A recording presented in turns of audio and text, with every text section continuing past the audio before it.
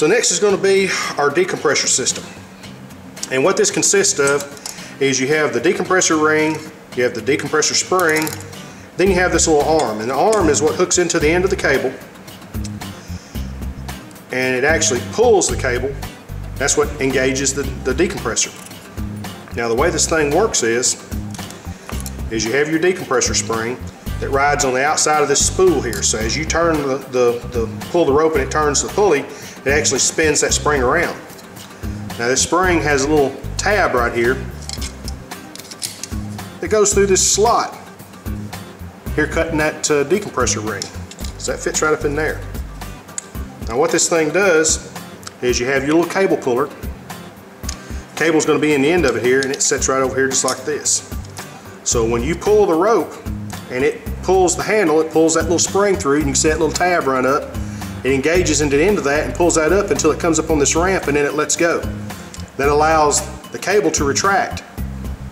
Then when you let go of the rope and it goes back the other direction, it comes back and it actually re-engages itself onto that little cable puller, and now it's ready for the next go. So what you got to remember is this spring has a correct way. This is where people always get into trouble, is they put the spring in wrong, because you can have it this way or you can have it this way and it's not going to work. Now the proper way to know where this spring goes is, if you're holding this thing upright, the tab on the right hand side should be on the top, just like that. And if you fit it into the ring, you can actually take your little cable puller, drop it down on there,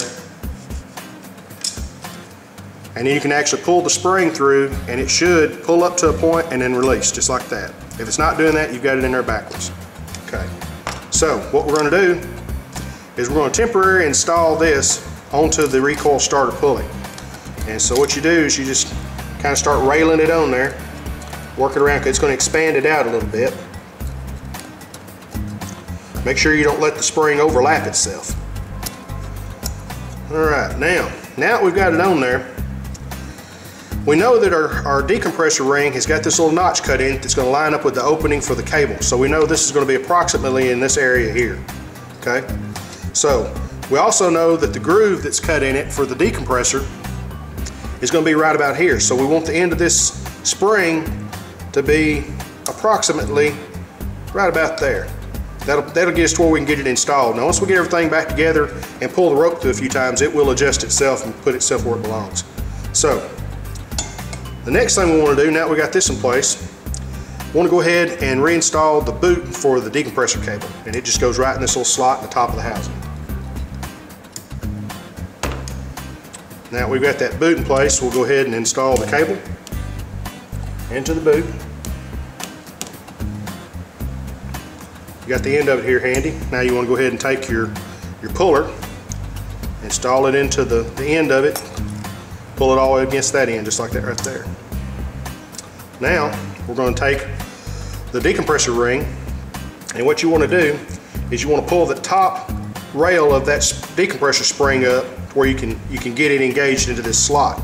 And at the same time, you want to take your puller, put it down in its slot.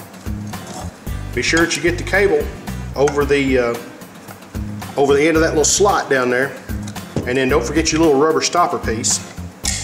I'm gonna go ahead and pull this cable on out here so I can pull this up and show you a little bit better. But there you go. There's the puller. The cable's in the slot right here. Then you take your little rubber piece. Take your little rubber piece, and it goes right on the top. And what that does is that helps keep that cable from coming out of the ring, and it also gives it a little bumper stop for this cable puller to bump up against. Okay. Now we're gonna pull that cable back down into place. And just before we set it down on there, we want to take the end of the decompressor spring and hook it into the slot that it goes through, just like that, and then just kind of work it back down over to that recoil ring, just like that right there. Now before we put this plate back on, you want to kind of set it on there. Then you can see your screw holes has got to line up with that. So just pull that around and kind of fiddle with it till you get it to where the screws will line up, just like that right there. Then we're going to go ahead and install the screws. I'm not going to tighten these screws down just yet because I want to test this a few pulls and make sure that the decompressor is working like it's supposed to.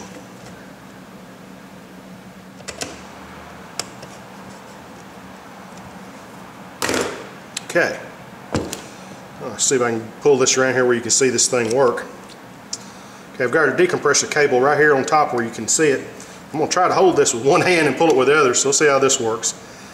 But when I pull this, it should pull that cable in, just like that. And it should be able to return. We'll try it again. There we go. And that's all it's got to do is just pull it in for a little bit and release it. There you go. And you also want to make sure that you've got enough spring preload on it to where the recoil handle returns all the way.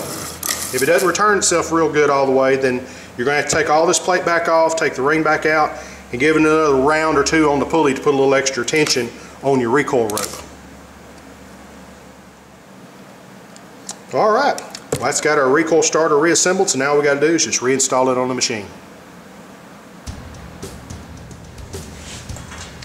Now we're going to reinstall the recoil starter onto the machine. All you got to do is take your decompressor cable, route it behind the cylinder head and over the exhaust pipe. Then just put the recoil starter in place and start your bolts.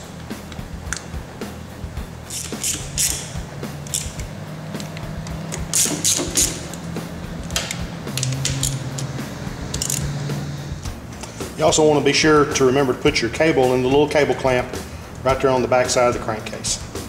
Okay, next we want to install the neutral indicator and the E-clip that holds it in place.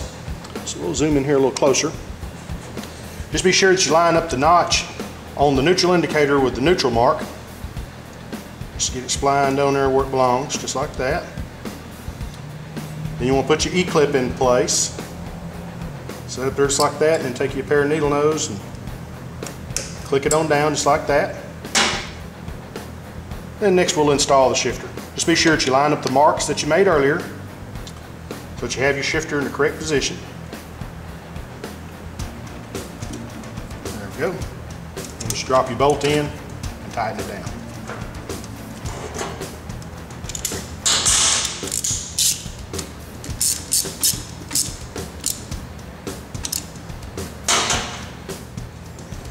Then our last item is going to be to connect the decompressor to the arm. You just set your cable in the little slot in the end of the arm. Make sure it gets down in there all the way. Then just pull the arm over and then put the cable in its little slot and holder up here. Just like that.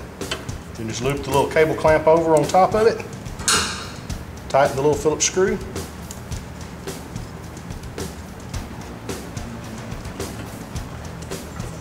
Reconnect the spark plug. Alright, there we have it.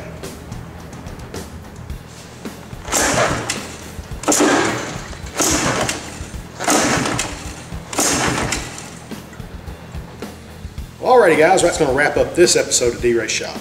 You know, these old Honda ATC recoil starters aren't that bad to work on. You just got to kind of pay attention to how they come apart, and once you understand how all the things work, they go together pretty easy. You know, shoot, if this old redneck can do it, guarantee you can do it too. Alright. And appreciate y'all watching. Drop me a comment down in the comment section below. As always, y'all have a good one. Catch y'all next time around.